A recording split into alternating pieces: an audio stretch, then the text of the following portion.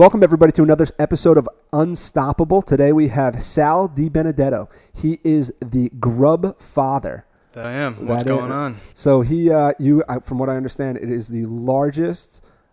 Tell me, the largest. It's the largest food blog on Long Island right now. Really? Yeah. Really? That's awesome. Yeah. That's awesome. He has about 240. What do you have? 248, but hopefully 250 by the time you guys hear this. So. Awesome. About 250,000 followers on Instagram. He's established himself really well in the restaurant hospitality space. You even spun off another business. Did you have that business first? How did that work? Yeah, so the business came first, running social media for restaurants and doing all their content like photography and videos. That was the first thing. And then I kind of transitioned it into a blog because, you know, as you kind of know too, every business needs its own blog, right? Yep. To get new traffic in there, let people hear about it a little bit more. So the Grubfather was actually started as the blog for the company. Wow. Yeah. Wow. And then it just kind of morphed into this. And then it morphed into its whole other, that's cool. Entity. And now it's kind of like your personal brand that you've kind of established and kind of travel around to restaurants and. Yeah, it's kind of like I've always wanted to be a food and travel show host. So for me, this Instagram platform kind of just let me break down the walls without having to worry about if a TV executive is going to like me or, if I'm going to get a show on Netflix. I'll just take my own damn show, that my Instagram page is my show. So you log on and you get me. Good for you, man. That's freaking awesome. Yeah. That's awesome. So tell me, like, how'd you grow such a following? I mean, you got so many people. Was it over time? How does that work? It's a loaded question. I get it all the time, because everyone thinks it's like a 1-2 step formula of like, okay, I'm going to go viral one day and all of a sudden I'm going to have all of these followers. And it just doesn't work like that. This is, 3 to 4 years in the making. So for me, it's always been really important to be strategic and to partner with the right brands and to really kind of figure out where I could place myself to get as many eyes as I can on my name. Mm-hmm. Because, you hear the name The Grubfather and your first thing is like, that's a cool name, you know? It is. And it speaks to like my entire brand. I'm Italian, I'm Sicilian nonetheless. And, Grub is definitely its own type of cuisine. It's not high dining, it's not anything that's too fancy. It can be, but like Grub at its essence is like soul food, that food that's going to like feed and crush that craving. So, the name itself kind of just got me right where I needed to be. But I partnered with, different brands like Food Insider, Travel Insider, Travel and Leisure, all these like really iconic brands that are such big names in the industry. Yep. So being able to work with them got my name out there, gave me legitimacy, and my content, I think, also just kind of speaks for itself. Yeah, that's cool.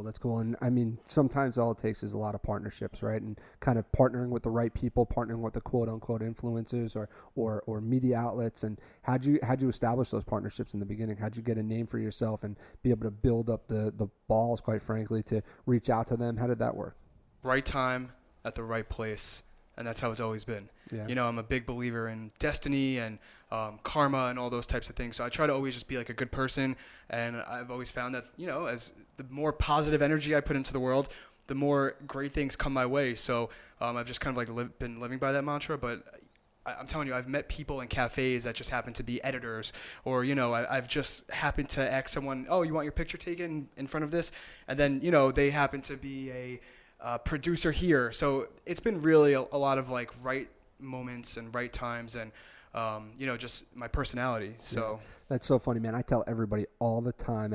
And sometimes, people I'm with, like my mom, my wife, my this, like, how do you talk to anybody that you're in a room with? And really, honestly, I just have conversations, man. Yep. And you never know where that next conversation is going to lead to or who you're talking to or what they might do or how they might help you. Yeah. I've met so many people that way, and it's just kind of refreshing to hear that. And let me ask you, what is the one thing that everybody has in common? Food. Oh, food. That's even better. Yeah. That's even better. You're right. So that's always a great starting point right there. Yeah. I have a big food blog, and everybody loves food. So that's always an equilibrium right there. Is what's your favorite type of food? What'd you grow up eating? What's the best restaurant in your town? Yeah, exactly. I mean, people talk about that for hours. What's the difference? You've established yourself as the expert on what's the best places to eat around Long Island, right? Yeah, I would say so. I've definitely curated a good list of restaurants, and I work with a lot of great restaurants that just, I don't work with somebody unless I really believe in their product. So for me, that's what it always is. And when you ask me too about how did you like get the right moments and the right times, it's also you got to have an eye for it. So if you don't know where to find good food or you don't know what an audience is going to really like and go crazy about, you'll never have a viral moment. I've had, countless viral moments, between a floating raft in the middle of the sea in Jamaica that was doing barbecue seafood, a giant tower of mozzarella that went viral at Rob Key's in Northport. So it's just like knowing what's going to drive people crazy online. You film it the right way, and you edit it, and you put your own little pizzazz on it, and that's it. That's cool. So it's funny. This kind of ties right into a conversation I was having right before I was here, right before you were here. I'm speaking on a panel of the future of the New York City real estate market, and one of the things that came up in this pre-panel discussion was the restaurant business, right? And now we were talking specifically about New York City, but it's very similar on Long Island. Being that you're so embedded in this, I mean, restaurants are struggling right now. How are they making it through? How do you see that kind of working out? So I think that there's two very different ball games. There's the New York City restaurant ball game, and then there's the Long Island restaurant ball game. And to be honest with you, I work with restaurants through my agency, and most of them are actually up in sales. Really? Yeah, during this time, because people are looking for takeout. And again, it also caters to the grub, right? Yep. What kind of food is grub, in my opinion? Tacos, cheeseburgers, heroes, pasta. And that's what people are ordering out now more than ever. They're not really going to these fancy sit-down restaurants as often because, A, if they don't have a job or if their job is suffering, that's going to, eliminate that. And B, it's fast and it's quick. Yeah, that's so relieving to hear, man, because I kind of sit back, and now restaurants I'm not really involved in the restaurant. Like, we'll build for restaurants. We're not currently, right, but we'll build for restaurants. We've done a number of restaurants in the past, some really nice ones too, City Cellar and stuff in Westbury. Oh, yeah, I've heard of that. Cool places, right? But when I sit back and I look at what went on with the restaurant industry and what went on in business in general, but restaurants, they are so reliant on driving people to their business and having people in the doors that I don't know, I feel for them. So this one restaurant in particular, they just built the whole place out. I mean, as time is going on, it's been, you know what, fuck it, I'll give them a little plug. Relish in Hauppauge, right? Oh, yeah. Okay, so I've been there now. Yeah, I've been there a few times myself. Cool place, right? Yep. Whatever. Don't know them at all. Don't know the owners. Don't really know their story.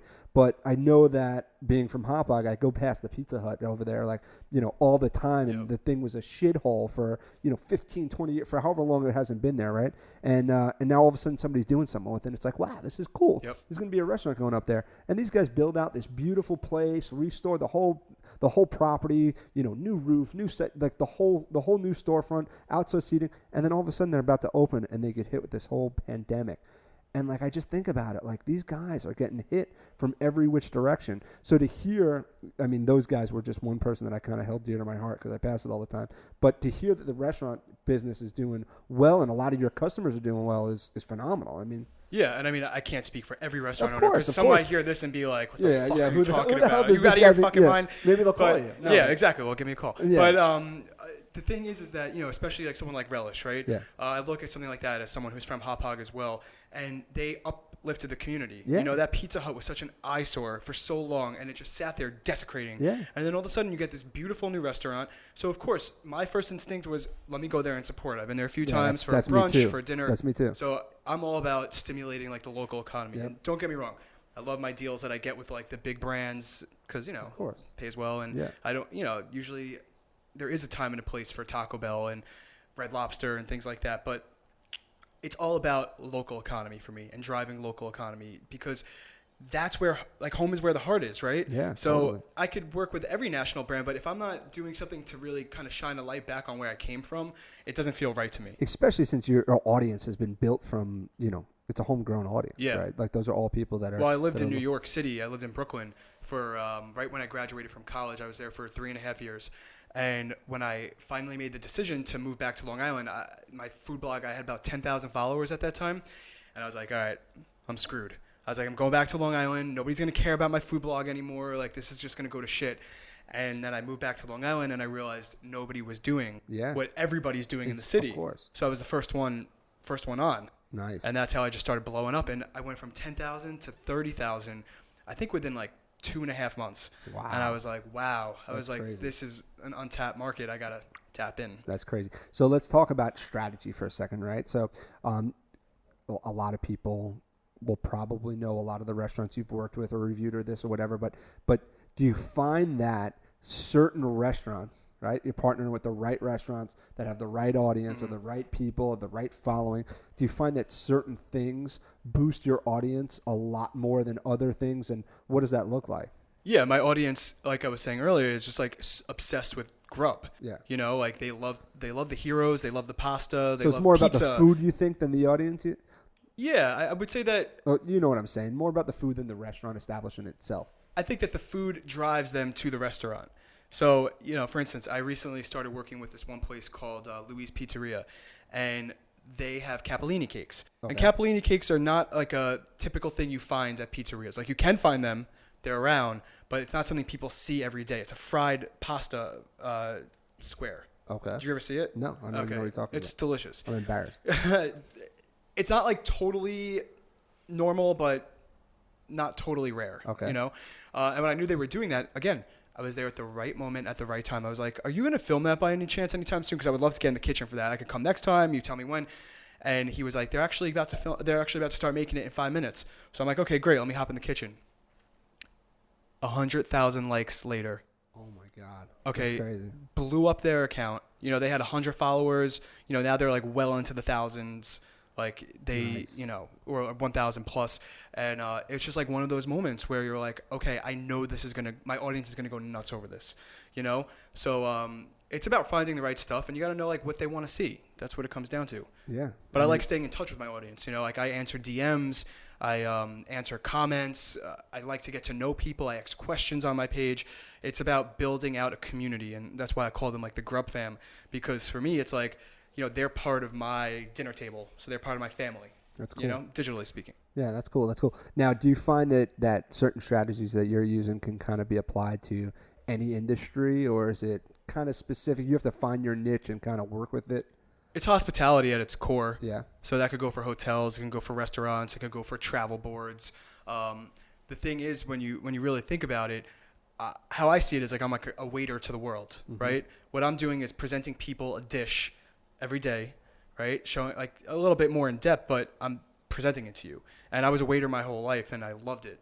I like wanted to do it for the rest of my life, but this pays the bills a lot better. Yeah. And so for me, I was just like, all right, I got to figure out a way that I could still kind of tap into this passion, but also figure out how to use my creative juices too. Because all the restaurants I worked at, I would be coming up with ideas left and right and left and right.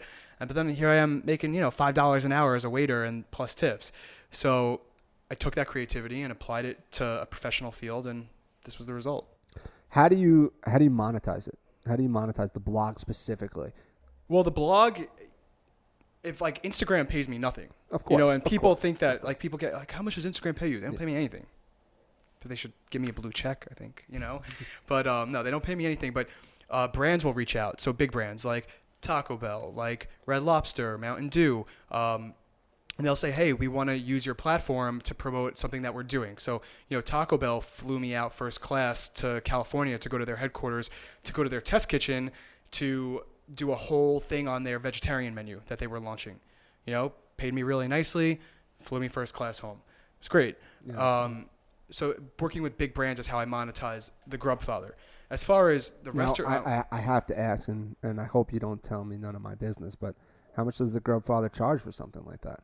I'm just curious. How much are you monetizing this blog? It's, you know, it varies based on who the client is. I obviously like an international brand, a national brand, and a local restaurant are on three huge different scopes. You know, so it ranges, but in the high of it all, well into the thousands. Yeah. On the low of it, you know, if I really believe in a restaurant, I have to compensate myself because I have workers. So I'll say, hey, you know, it's like any other business, right? You're not taking that check and putting it in your pocket. I totally exactly. It's getting spread out, you know, between, you know, different people that help me with content creation, that help me with my company. So marketing, production costs. Exactly. It ultimately becomes a business. That's a whole separate business, yes. right? I mean, it's a business. It's like business. And they hold hands, but they are two separate businesses. But with a restaurant, I really like to work with them on a monthly basis where I'm running their social media and I'm helping them with their marketing and their creative strategies. Because for me, if I believe in your restaurant, I want to see it win. I don't want to just come in and do one-off posts for you, charge you a couple $100 or, you know, whatever it is, and then leave. You know, it's like, yeah, you're going to get a nice buzz from that, but I want to work with you on the long term. Yeah. You know? It's kind of, it's very similar to what we're doing here, right? Culkin Interactive is a platform that we're spending a lot of time, energy, and effort and money, quite frankly, on. We built out a studio, we built out this. The entire project for us is solely a marketing expense, solely a loss leader. We have other people coming in here. We're helping them produce content. We're producing this content. It takes time, energy, and effort, money. Markel is full-time working at Culkin Interactive. Right. We have a ton of things that are going on. We have an entire production team. And the entire thing is really to drive awareness and traffic to our main business, right? We're not a media company. We are solely a construction and real estate company, but it kind of works the same way you do, right? Like you kind of get your voice out there, you get your name out there, you get your brand out there, and people call you, and now you could actually do what your quote unquote, I don't know which one's your primary business, but your other business or primary business does for them, right? You can get them into some sort of marketing program. You can get them into, is that how you kind of feed it? Yeah, and at the end of the day, I'm doing what I love and what I'm passionate about, so nothing ever feels like work. So for me, if I eat a dish at a restaurant that I really enjoy, because I have to go to restaurants and not do anything sometimes. Sometimes I'm just like, I want to have a good meal, and just call it a day for what it is. But I might have a dish, and then I might contact them later and say, hey, let me come in and film this, and just let me get it out there to my audience because it's so good, like people should know about it, And then I'll do that on a pro bono basis, and next thing I know, I get 3 other business inquiries because this place wants their thing featured. Of course, right? You can't kind of feed it just for the dollars, right? You have to add value. If you find something that's just delicious, people follow you because of that, right? People follow you because they want to know, where should we go to dinner? What's the next best thing? What's the best place out there? What has the greatest dish? So if you find a dish, you got to put it out there. Right, and I've said it before and I'll say it again. I can't sell out for money because I could – listen, someone could come to me and say, hey, listen, I want to pay you $2,000 to promote my restaurant. And what I always do is I do a huge fact check way before I even go into a place. I look at the reviews on Google, on Yelp. I see their website. I see what they're about. Is this a brand I can really stand behind? Then I'll usually do like a secret tasting where I'll either call it and pick it up and, they don't know that I came in or anything like that, just to make sure that the quality of food is good. Because especially in today's day and age, if you put something out there and somebody spends their money on it and it sucks, what are they going to think about you and your brand? They're never going to trust you again. So integrity is probably one of the biggest things you got going on, especially in this industry. The minute you lose your integrity is the minute that you can just like kiss it goodbye. Totally, man. Totally. And like social media is such a touchy place, right? Like, it's funny, like, so many people, there's so many different things that people could pay attention to, right? There's so many people that could follow this, that. I mean, there's a million things that people can kind of direct their attention towards. So in order to kind of keep providing that value and keep being someone that people trust, quite frankly, right? I mean, that's a huge, huge factor to what you're doing. Right. People trust that you're not selling out for money. People trust that you're not giving them the wrong information just to make a buck. Like, they trust that you're going to go find the best things. And there is a trust factor there, whether people do it subconsciously or not. There's a trust factor there. So I'm sure like you said, integrity is so, so important. Yeah. Let's talk about this because you're kind of growing this influential brand, right? An influencer in the food market, right? There's so many wannabes out there. There's so many people that are doing this on social media that go out and they're buying followers, fake followers, this, that. Like, how do you keep up with like the hate? Like, what's your better than that? What do you recommend to people? Why to stay away from those strategies and stay away from those things and just make sure you do it the right way and don't fake it, Well, I definitely would start off by saying, like, if you've ever bought in followers, just throw in the towel now. Because, like, that's just, it's pathetic is what I would say. Yeah. Because to lead brands astray or to lead anybody astray is really something that, to me, is just, like, it's like you're stealing from people. Yeah. Because what are the bots that are coming from Russia or India going to do for the local restaurant over here? Yeah. It's not going to do anything. You're taking these people's hard-earned money and spinning it into something that isn't going to ever benefit them.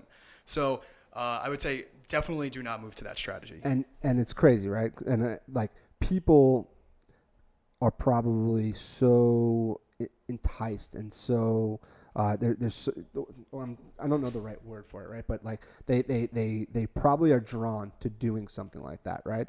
And people don't understand that, especially out of the gate, especially when you're working on something, when you want to build a following, the last thing you ever want to do is buy followers. And I think that so many people get screwed up in this, right? And even people that are doing it well, people that are doing it right, people that have a great idea or a great platform or a great message go out and ruin it early on because they go out and they try to do something. They think that it's going to slingshot them into somewhere. And what happens is it just kind of ruins their entire platform. Well, it's not sustainable. And you can't sustain that. And it ruins their whole account. I think people get screwed up with that big time. 100%. So, it's sometimes you have to remind people. And listen, I've never built a following like you. I've never had 250,000 people care about anything I have to say, right? So kudos to you. Well, thanks. But I think that it's really important having seen it and having seen what it's done to other people. And it ruins everything. It ruins the metrics. It ruins your credibility. It ruins the trust that we just talked about. And, I don't know. It's something that always fascinated me and always want to drive home to people that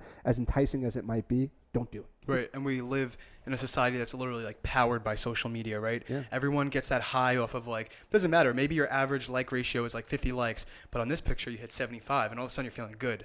You're like, oh man, this is a hot picture. I feel really good about myself now. And guess what? It's the same for me in many ways too, because 3 weeks ago, for whatever reason, the algorithm was in a super favor of me, and I posted 2 pictures of myself, and they both were at 13,000 likes, 14,000 likes. I'm like, oh damn! I'm like, that's really good. Then I post one yesterday, it's at 2,300 likes, and you're like, what? Where? You'll never make sense of it, right? Mm-hmm. And there's always going to be ebbs and flows. But I think that people just kind of try to ride the high of these numbers without realizing that just let your content speak for yourself, and the people will follow. If you're good at what you do, people will notice, and you can research and you can enhance your skills at social media, but it's all going to be dependent on what are you doing? Are you doing it every day? Are you driven? Are you passionate about what you're saying? Because some people, they get into food blogging just to get free meals. Yeah. Okay, but what's that going to do for you? I'm sure it's not a bad perk. But it's not a bad perk, but if that's the only reason why you're doing it and you have no passion, you're not going to always strive to hit the next level. And that's what, life's a ladder. Mm-hmm. You got to always just be what's next? What's next? Because if I'm climbing a mountain and I hit the peak, to me, that peak is actually the ground zero of my next goal. You get what I'm saying? So, if you're not hungry, you're not going anywhere. Yeah, totally, man. You just got to keep on keeping consistent, keep on at it, keep on providing value, keep on trucking along because it's a long-term game, right? I mean, I remember when we started this thing, not too long ago. We've been in this for about a month, right? But we hit 100 followers. We were like, okay, great. You know, we keep growing. We keep on doing our thing, and whatever, it keeps on growing every single day. And even on Culkin, you just got to keep at it. And it's definitely not going to happen overnight. We definitely didn't expect out of the gate, have 10,000 followers or 100,000 followers or whatever. You just kind of keep on putting out content, keep on staying relevant, keep on doing things that people are going to find value out of. In your case, keep on finding those great meals, keep on finding those great pictures. And eventually your time comes, I would imagine. Exactly, because if you keep swinging, eventually you're going to hit. Yeah. That's kind of how I see it. And that's just something that I've always lived by, is you got to stay hungry, because I see a lot of people, they start off really strong, they think they got the sauce, and then they just don't see the results they want to see right away, and it kind of falls to the wayside. But even just to give you a good example of I always think this, as an entrepreneur, as a business developer, as anything in the books, if you become complacent or comfortable, you are starting the process of your slow and agonizing death. And that was what was happening to me before COVID hit. I was at 145,000 followers right before COVID hit. And I'm like, all right, what am I doing here? Because I'm not growing fast. I was growing, very, very slow. And my pictures hit a standpoint. It was I was getting anywhere from 1,800 on a super low post to 5,000 on a really good post. And I'm like, I just don't understand, what is the give? And then COVID happened, and obviously you have to switch up everything, right? Mm-hmm. Because the lifestyle of this business totally changed when all of this started. So instead, I said, you know what? I looked back at my photos and I said, what is going on here? I'm in every photo. Every picture, everything has to be about me. And I said, I think a lot of people are here for me, but a lot of people are also here for the food and the destinations too. So how can I morph my content? Because, you have to think inwards, especially when you're trapped in your house during quarantine. And you're like, how can I change this up and flip it around? So then I started doing these really fast form videos. And I had done them in the past. They'd always done well, but I focused solely on just doing these videos. And I actually asked for help from these other food bloggers who have a huge platform. They're good friends of mine. And I said, hey, I was like, you have any like tips? Because I'm like losing my mind here. I don't know what's going on. I'm just stagnant. It's just, it's doing okay, but it's not doing great. And they said, try doing videos and then swipe to a picture in a carousel. Tried it. All of a sudden, crazy. My interaction rates started going wild. I was hitting the explore page. My pictures that had me in it started going up because I wasn't posting them as much anymore.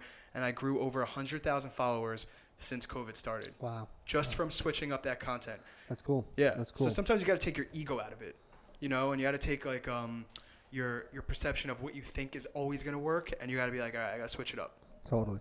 So talk to me about your agency now, right? Let's talk about you help restaurants grow, you help them with their branding, you help them with their marketing, you help them with their outreach, and how much of that is based around social media?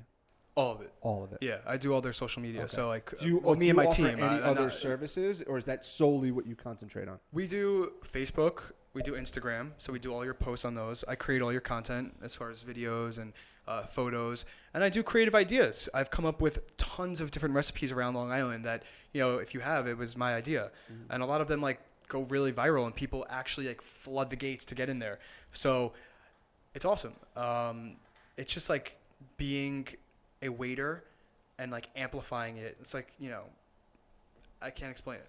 That's cool. Yeah, it's like my dream come true, honestly. So I'm going to talk to you about something else, because I kind of had this vision and I never really knew how to put it all together, but you might be the missing piece and the missing link, right? So Culkin Interactive, right? Everything we focus on is business, right? That's what we want to focus on. Those are the people we do business with. It's businessmen, it's investors, it's business owners, and that could be anything from a restaurant owner up until a Fortune 500 CEO. Like, there's everything in between. And one of the things that we have on our platform is we have 4 categories, right? Business, real estate, technology, and culture. And a lot of what culture is community-driven stuff, and what brings the community together more than food, right? So we always thought of having this kind of this portion of the platform where we had a restaurant style show, but focus more on the business end of the restaurant, right? There's a lot of different restaurants out there that have a lot of different approaches to business, right? Some of them are kind of turn and burn, some of them are fast food, some of them are more high end, and kind of talking about the economics behind that, talking about the marketing approach to that, the branding of that. I mean, I think that would be fascinating to kind of figure out a way to use some of your clients or some of what you have going on to create some sort of quote unquote show or some sort of content around the business of restaurants, rather than kind of take it out of the food a little bit. Right. I think that'd be kind of a really that cool is really concept. cool, because I feel like every food show is always just about, the food and what you're eating and the flavor profiles, but no one really actually says like, well, how do you make your living? How much are you actually making from your restaurant? And is a QSR, which is a quick service restaurant, better than a fine dining restaurant? Who's making more money out of the two? Correct. And to be honest with you, I don't really know. Yeah. Well, yeah. I mean, it's kind of like a cool concept, right? And it kind of goes to that quality over quantity kind of thing, right? Where something like that might not have as large of an audience as somebody who, let's say, food, right? Where everybody cares about food, but you have the right people, right? You have those those restaurant owners. Exactly. Those people that, I mean, quite frankly, you want to market for, you want to do business with, right? But those restaurant owners that want to learn, am I doing everything right in my business? Am I taking the right approach? It's fascinating. Who's the guy that does the Guy Fieri? Guy Fieri. Guy Fieri, I know. The bar rescue, that lunatic. And he also does like Restaurant Impossible. Maybe he's like the guy who's got the big loud mouth and goes into the bars and kind of flips the bar up. He's always screaming at everybody. I've only seen that show a few times, and and I'm also terrible with names. So I forget the guy's name, and it doesn't matter, right? But he showed this approach one time, right? And I was watching a video that he did one time, and he talked about how everybody that's been to your restaurant the first time, you give them a red napkin, right? And that red napkin can go over and say, oh, you like the steak? Here's $5 off the chicken, this. Right. And you always treat these people a little bit different to try to get them to come back into the restaurant. Yep. And I think think that there are so many owners out there, especially now. They're going to need so many creative ways to keep driving business up and keep growing their brand. There's going to be so many people that are interested in hearing what the other guy's doing, hearing those theories, those concepts and those strategies that actually work to grow their restaurant business. Right. So get away from the consumer for a second, but let's talk to the restaurant owner, the guy who owns one restaurant in the middle of Kings Park, or the guy who owns 4 restaurants from Westbury out to Montauk, right? Doesn't matter. Right. Either way, they're going to be interested in those strategies and those approaches. And I think that would be a really, really cool way to get in front of an audience that you like, a really, really cool way to grow an audience that we want. Yep. And I think that kind of be a really, I don't know. I like that. That'd be a fascinating I like that. approach. Well, when I walked into the studio, my brain started spinning. Yeah. And I was like, got ideas going already. Well, yeah. I mean, I think it could be cool on site, in the studio, whatever. I think that everybody can learn, right? Doesn't matter how great your business is or what you're doing. You never stop learning. And how do you learn? By talking to a million people. Exactly. And I think that'd be, I don't know. I just think that'd be kind of a cool, unique approach to something that's not really done a lot. Exactly. And I think that anybody who ever discounts the idea, growing up, what would a teacher always say? There's no such thing as a bad idea. And the reason why is because you can start an idea here at A, and then it winds up at Z, but it has to start somewhere, right? So that's how it has to go. But yeah, I'm into that. I like that. Yeah, I don't know. I think it could be something kind of cool. We should talk more about it. Now, question for you. I know that you, came on here and you were looking to kind of like revolutionize and expand the ideas of which way your business goes and things like that. So what do you find as someone who is pushing boundaries? What's important to you on an everyday basis to do to make sure that you're kind of like keeping yourself in that mind frame of being progressive and not getting stagnant? It's a great question. I mean, it's again, a loaded question. There's so many answers to that, right? But so some of the things that we've done around here recently from a Culkin standpoint and a Culkin Interactive standpoint, I'll kind of answer the question in both ways. One is, we've done a lot of upgrades here, right? Everything from the studio here, and as you walk through, you might have saw some of the murals on the wall, the graffiti. We really tried to enhance the culture and the environment that we're working in. We implemented a lot of new technology, and I think that from a business standpoint, one of the things that we always try to say, quote unquote, progressive with is creating a place where our employees could thrive, right? Right. And that kind of dives into Culkin Interactive, right? It's a place for our employees, our partners, our clients, our subcontractors, anybody who touches Culkin. It kind of we've built this as a place where they could come and get value. And ultimately, the long-term goal for all this is really an education portion of this, where it's really organized well, where people can come and really learn from one another, very similar to what we were just talking about with the restaurants. Right. People can learn from their peers. People can see what the top engineering firms in the area are doing to grow their business, how they're handling their clients, what they're concentrating on, where they're investing their money. And we could have those conversations so that the smaller guys or the guys that are striving to be that could really learn what they could be doing and not should be doing, because everybody's different, right? But just another idea, another avenue, another way to think about things and say, wow, I never really considered that. So the idea is just to kind of be that central voice of all of business, right? Any business that's going on Long Island. And to take it a step further, right? We are establishing our own content. We're producing our own content. We're bringing our own people in here. We're having conversations with guys like you who have a very unique business and a unique platform. But in addition to that, we're taking other people that are creating their content elsewhere, and we're giving them a platform to get in front of our audience. So we have what we call Culkin Handpicks, where other people that are creating content and doing it really well, quite frankly, and have a good message, we're taking that, we're putting it on our platform. And our platform is made up of solely of all these different contributors, whether those are writers, people who are creating video. We're introducing a whole new podcast section of our website, and the idea is to aggregate all this great content and put it in one place, and that's really to stay ahead of the curve. Awesome. Stay ahead of what everybody else is doing. And I can attest to it. I mean, I walked in here and I saw the graffiti, and it just felt very cool, and it kind of like opens your mind up to be like, all right, wow, like this isn't just a construction management company. This is like, they're really trying to push the envelope and evolve into something more. And that must mean that they're doing really well at what they're, started out doing. So it's growing, which is great. Yeah, we totally appreciate it. And that room you were sitting in, right? That room you were in, we call that the war room, right? So that's right between Devin's office and my office, Mm-hmm. right? And it's just this cool space. All those walls you could write on. They're whiteboard. Oh, that's awesome. And we kind of have these chairs that pull out, and it's just kind of like a whole like brainstorming area where we could just go in and we could sit with 3 people, 5 people, 6 people, whatever, and we just kind of shoot the shit. We write down all our ideas, we jot stuff up on the whiteboard, and we just kind of hash out whatever we could and kind of have like this strategic brainstorming session in that room.